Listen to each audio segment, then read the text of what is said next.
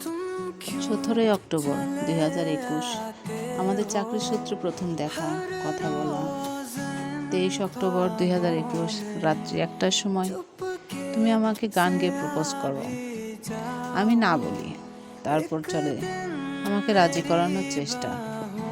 হ্যাঁ, অবশেষে তুমি আমাকে রাজি করেই ফেললে।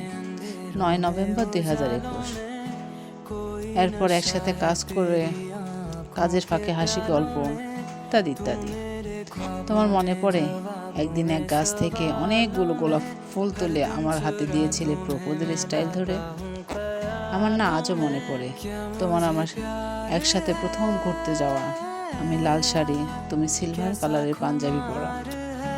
আমরা দুজনে মুখোমুখি বসে ব্যাম্বো টি খেয়েছিলাম, হাতে হাত রেখে ঘুরেছিলাম, দুজনে মিষ্টি পান খেয়েছিলাম। তুমি আমাকে তোমার বাইকে করে বাসায় রেখে গিয়েছিলে।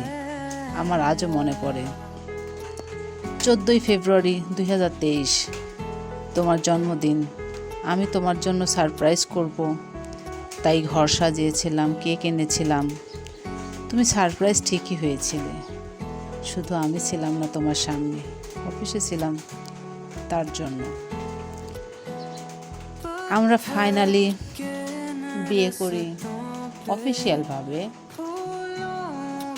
9 মার্চ 2023।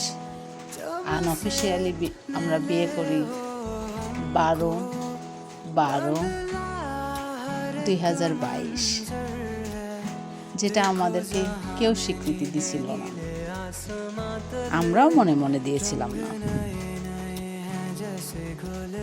একদিন রাতে তুমি আর আমি একসাথে রাত্রি 1:30টার দিকে সাতমাথা থেকে বাসায় আসছিলাম হাঁটতে হাঁটতে, পিক উঠাইতে।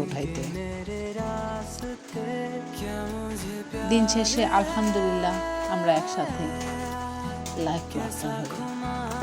আলহামদুলিল্লাহ।